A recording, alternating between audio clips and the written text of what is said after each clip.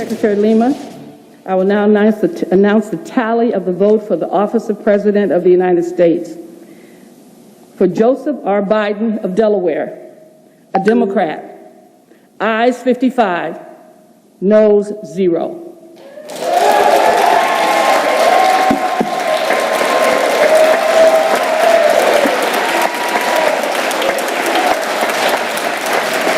So there you have it, California Assemblywoman Shirley Weber making the announcement. The breaking news, California's electors have just confirmed their 55 votes for Joe Biden.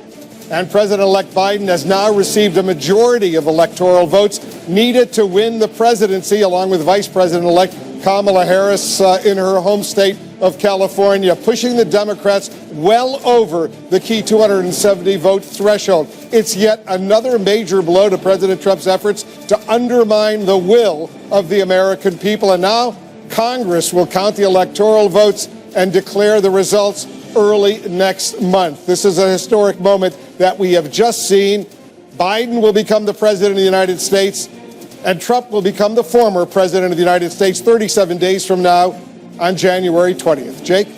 That's right, Wolf. Thank you so much. You know, what's important about this moment is that the American people got to see democracy in action, and that meant that states that have Democratic governors, such as Pennsylvania or Michigan, or states with Republican governors, such as Arizona or Georgia, they delivered their electoral votes according to law and according to the will of the people in those states, in this case for Joe Biden. This is like the 30th time that Joe Biden has won the presidency since Election Day.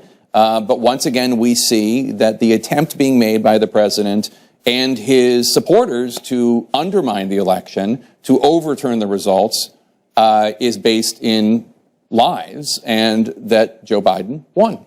It has been over for some time now, but it is definitely over today. I mean, the electoral votes have been counted. You know, shortly after the election day, a lot of the president's allies were saying, we've got to wait until December 14th, wait until the Electoral College casts their votes, and then we'll know what the outcome is. Well, that moment has arrived, and I think people can see pretty clearly that it was actually done in an incredibly transparent way.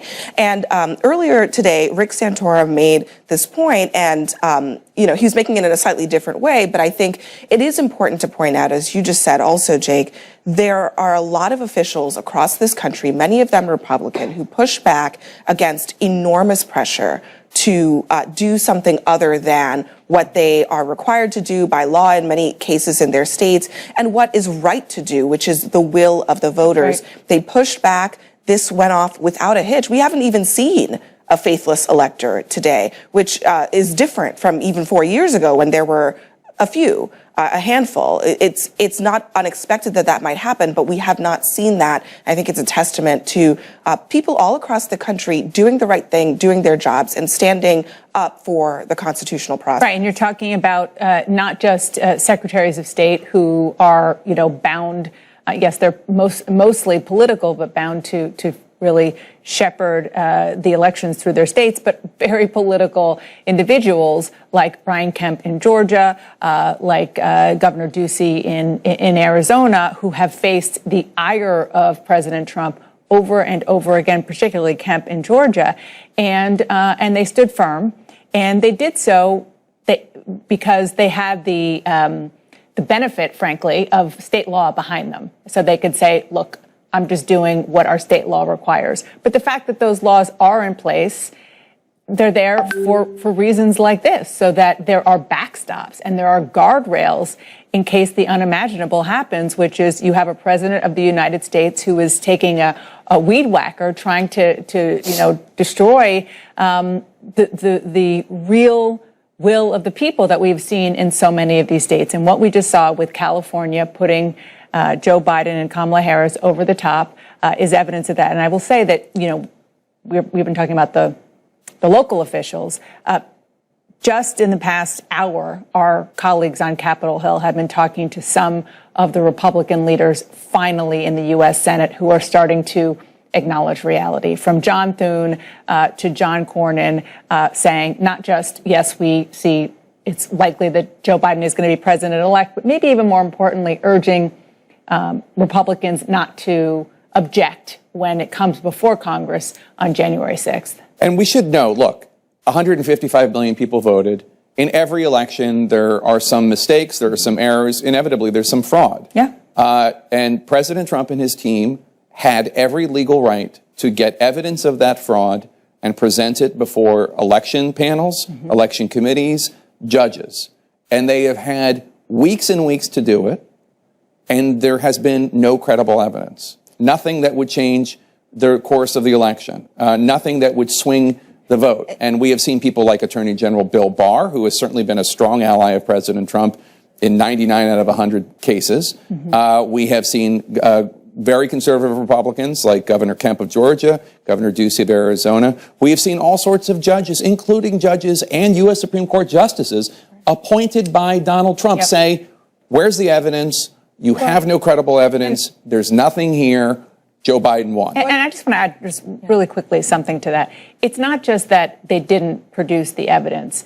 They really, for the most part, particularly on the federal level when you're talking, and even on the state level when you're talking about Trump supporters, they got people annoyed because there's a lot of talk and the president is kind of beating the drum, but there was no evidence. And that's not how it works. You need the evidence, and they didn't really even attempt to present it in a way that didn't make a lot of these judges mad. Yeah, I mean, that last point is so key, because when you looked at this ridiculous case that they tried to take to the Supreme Court, part of the argument was that the reason they couldn't come up with evidence of fraud is because there was so much fraud it was undetectable, and that everything should be thrown out because it's just this invisible fraud that's everywhere and pervasive, but only pervasive in the swing states that President Trump lost in. It's a ridiculous argument, and it's one that I think really flies in the face of the basic principle that I think is being upheld today, which is that the votes of the American people should count, they should matter, and they should not be overturned just because President Trump doesn't like losing. I mean, ultimately, that's what this is about. He doesn't want to say to his supporters, I lost, I'm going to step aside, when, in fact, being able to do that is exactly the one thing that he is supposed to do. If, as a patriot in this country, that is the one thing you're supposed to be able to do, is to say, when my time is up, I'm going to step aside and I'm going to walk away. Yeah, but I think we've learned throughout this process that democracy is fragile, and it's only as strong as the people to whom we entrust it. Thankfully, in this case, in this election, we entrusted it to a lot of good and honorable people. But I don't know what's going to happen next time. Anderson? Yeah, Jake, President-elect Biden is going to be speaking to the nation at some point this evening, saying democracy prevailed. Now it's time to turn the page. David Axelrod, do you see this as, I mean, is it possible to turn the page right now? Look, we will hope, we will see. He has a history of relationships across the aisle. Hopefully those will make a difference. But there's something very foul in our political environment right now, and the president has stirred the pot even more. Remember, this president, President Trump, spent 5 years essentially calling Barack Obama an illegitimate president and questioning his citizenship. And he announced even months before the election that if he lost, that he would consider it a fraudulent election, based on mail-in votes. So he advertised in advance, and we said it many times, either he wins or the process was fraudulent. The problem is that people believe it, they echo it. I agree with all of the tributes to Republicans and Democrats across the country who have stood up to political and physical threats in order to do their duty. But we may not have seen faithless electors today, but we've seen a lot of faithless electeds, particularly in the U.S. Congress, who put the loyalty to the president and, frankly, fear of the president ahead of their duty to the country. I was moved, as everybody, by Representative Mitchell earlier when he spoke to Jake. He was very eloquent and very strong. He's also retiring. And there are a whole lot of Republican elected officials who fear that even though President Trump is leaving, that their posture on his nonsense will shape whether they get a primary challenge or not. So there is a reign of terror that is going to continue beyond this election, and that's my fear.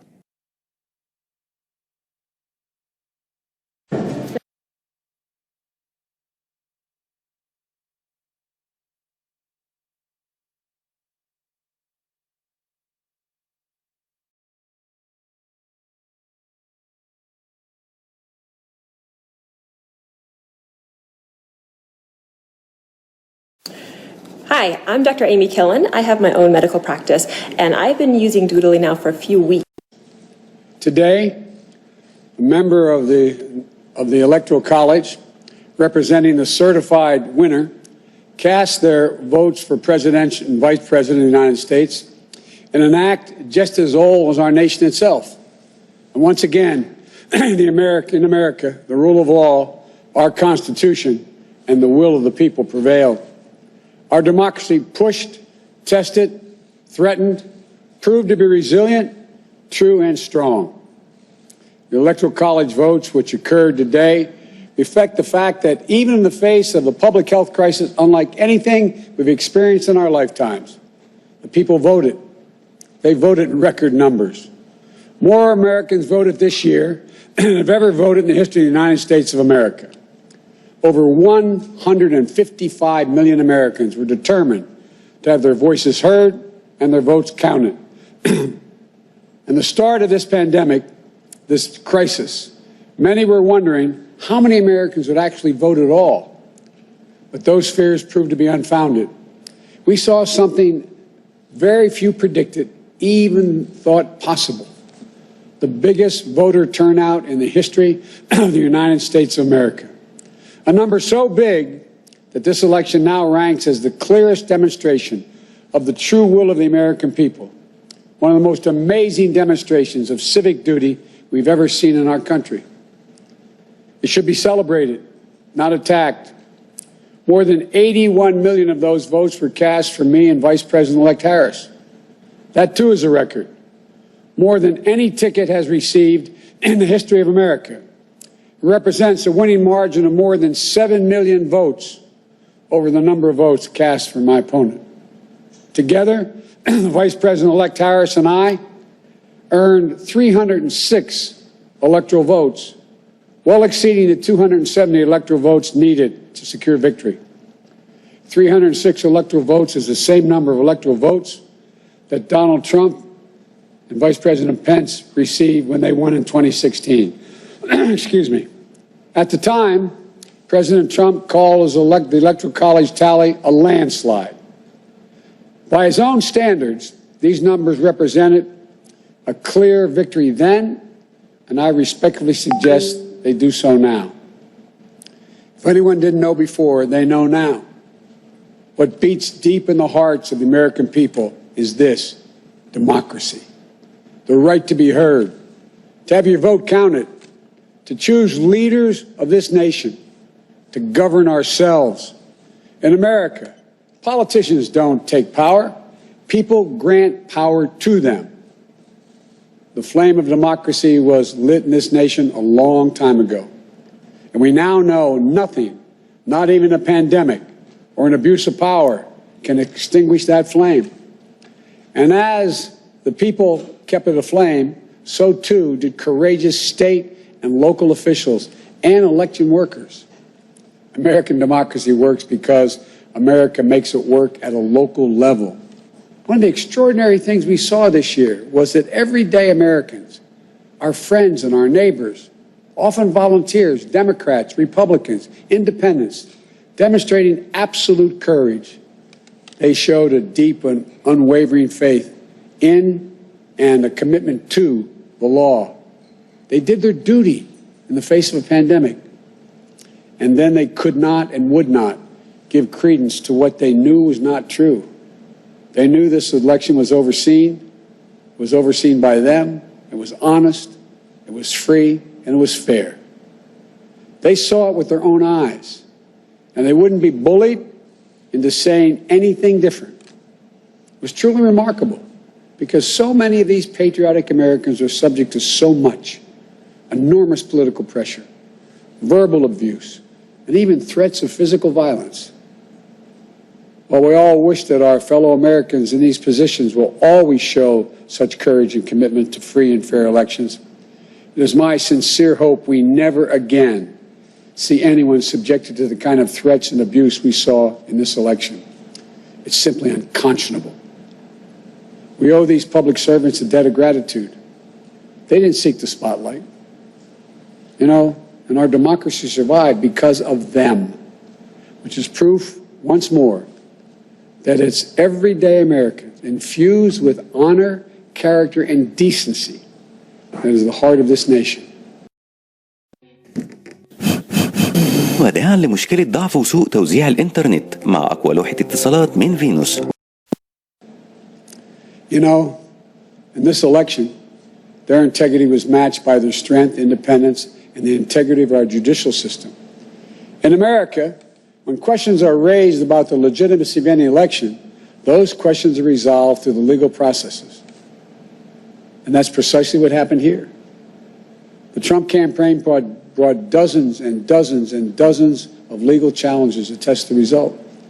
They were heard again and again. And each of the times they were heard, they were found to be without merit. Time and again, President Trump's lawyers presented arguments to state officials, state legislatures, state and federal courts, and ultimately to the United States Supreme Court twice. They were heard by more than 80 judges across this country, and in every case, no cause or evidence was found to reverse or question or dispute the results. A few states went for recounts. All the counts were confirmed.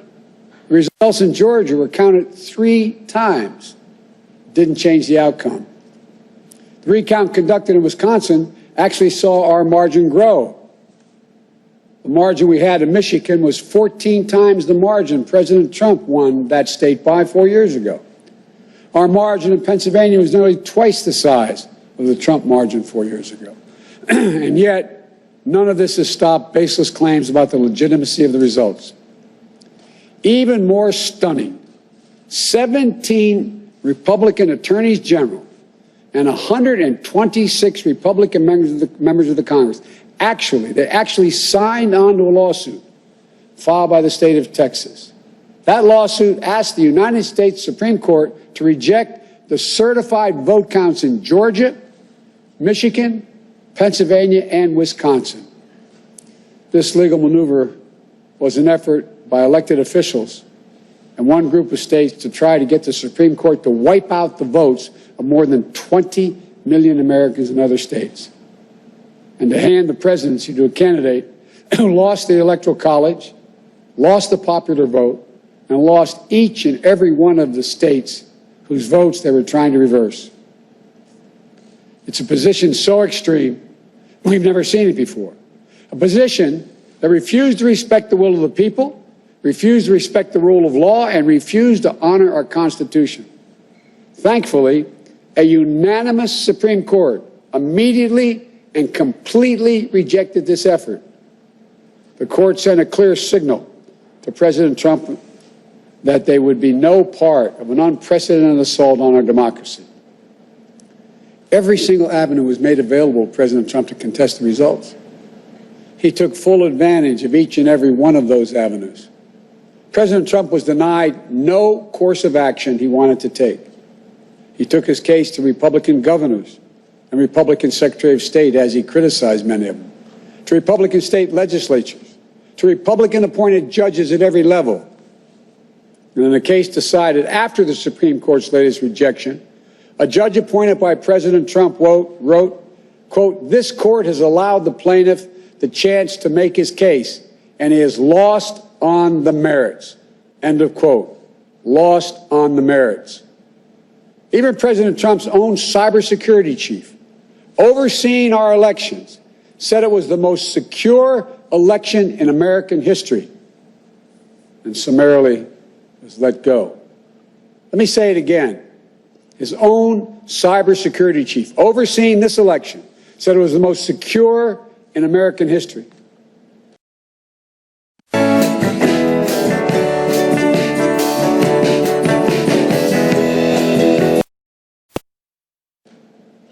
You know, respecting the will of the people is at the heart of our democracy, even when we find those results hard to accept. But that's the obligation of those who've taken on a sworn duty to uphold the Constitution. 4 years ago, when I was a sitting vice president of the United States, it was my responsibility to announce the tally of the Electoral College votes in the joint session of Congress that voted to elect Donald Trump. I did my job. And I'm pleased, but not surprised, by the number of my former Republican colleagues in the Senate who have acknowledged already the results of the Electoral College. I thank them, and I'm convinced we can work together for the good of the nation on many subjects. That's the duty owed to the people, to our Constitution, to our history. You know, in this battle for the soul of America, democracy prevailed. We, the people, voted. Faith in our institutions held. The integrity of our elections remains intact. And now it's time to turn the page, as we've done throughout our history, to unite, to heal. As I said in this campaign, I will be president for all Americans. I'll work just as hard for those of you who didn't vote for me as I will for those who did. There's urgent work in front of us, getting this pandemic under control and getting the nation vaccinated against this virus, delivering immediate economic help so badly needed by so many Americans who are hurting today, and then building our economy back better than it ever was. In doing so, we need to work together to give each other a chance to lower the temperature. And most of all, we need to stand in solidarity as fellow Americans, to see each other, our pains, our struggles, our hopes, and our dreams. We're a great nation. We're good people. We may come from different places, hold different beliefs, but we share in common a love for this country, a belief in its limitless possibilities. For we, the United States of America, has always set the example for the world for a peaceful transition of power. We'll do so again. I know the task before us won't be easy. It's tempered by the pain so many of us are feeling. Today, our nation passed a grim milestone: 300,000 deaths due to this COVID virus. My heart goes out to each of you in this dark winter of the pandemic, about to spend the holidays and the new year with a black hole in your hearts, without the ones you loved at your side. My heart goes out to all of you who have fallen in hard times through no fault of your own, unable to sleep at night, staring at the ceiling, and weighed down by the worry of what tomorrow will bring for you, and equally important, for your family. But we've faced difficult times before in our history. I know we'll get through this one, but together. That's how we get through it, together. So as we start the hard work to be done, may this moment give us the strength to rebuild this house of ours upon a rock that can never be washed away. As in the prayer of St. Francis, for where there is discord, union; where there is doubt, faith; where there is darkness, light. This is who we are as a nation. This is the America we love. And that is the America we're going to be. So thank you all. May God bless you. And may God protect our troops and all those who stand watch over our democracy. Thank you.